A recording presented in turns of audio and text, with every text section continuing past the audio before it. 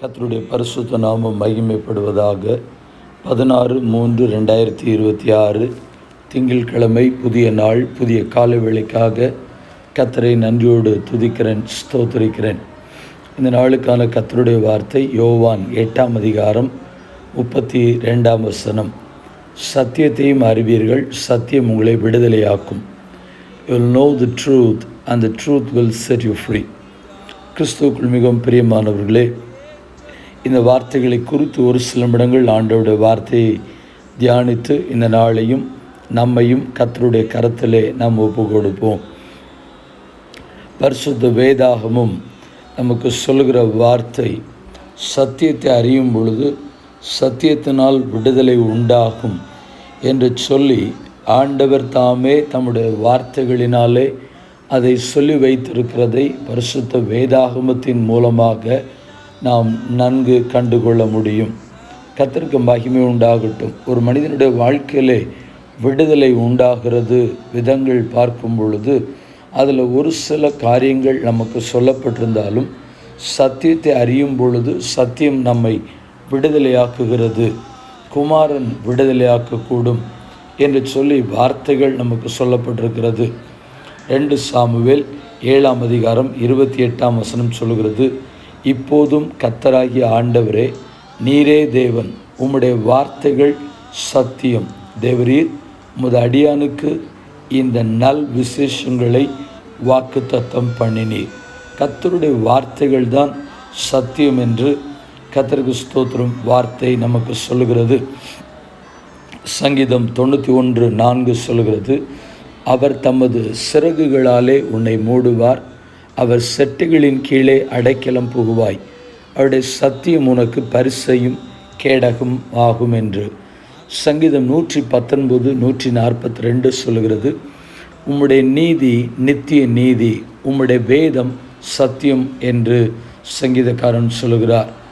யோவான் 17:17 சொல்லுகிறது, உம்முடைய சத்தியத்தினாலே அவர்களை பரிசுத்தமாக்கும், உம்முடைய வசனமே சத்தியம். அந்த சத்திய வசனம் கால்களுக்கு தீபமாகவும் பாதைக்கு வெளிச்சமாகவும் இருக்கிறது. செம்மையான வழிகளிலே நம்ம நடத்தும், இடறி விழ செய்யாது, கண்ணிகளுக்கு நம்மை தப்புவிக்கும், கண்ணியிலே சிக்கிக்கொள்ளாதபடி பாதுகாக்கும்.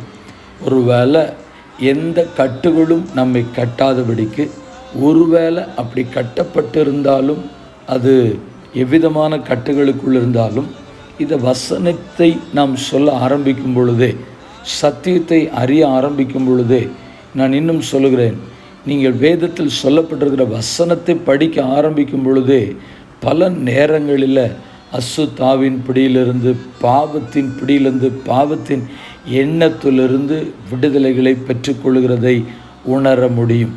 கர்த்தருடைய நாமம் மகிமைப்படுவதாக. ஒரு விசை எங்களிட திருச்சபையில் பிசாசினால் பாதிக்கப்பட்டிருந்த ஒரு பெண்மணி ஜெபிக்கும்படியாக கடந்து வந்திருந்தார்கள். அவளுக்காக ஜெபிக்க ஆரம்பிப்பதற்கு முன்பதாக அவர்களை சங்கீதங்களின் புஸ்தகம் 91 சங்கீதத்தை அதை தங்களுக்காக சொல்லிக்கொள்ளும்படியாய், அதை தனக்குத்தான இந்த வார்த்தைகளை விசுவாச அறிக்கை செய்யும்படியாய் அவளுக்கு அந்த வார்த்தைகளை திரும்ப திரும்ப ஒரு 5 தடவை படிக்கும்படியாய் சொன்னோம். கர்த்தருக்கு ஸ்தோத்திரம். அந்த வசனத்தை படித்து கொண்டிருக்கும் பொழுதே அவளுக்கு இருந்த அசுத்தாவி அவளை விட்டு வெளியேற ஆரம்பித்தது.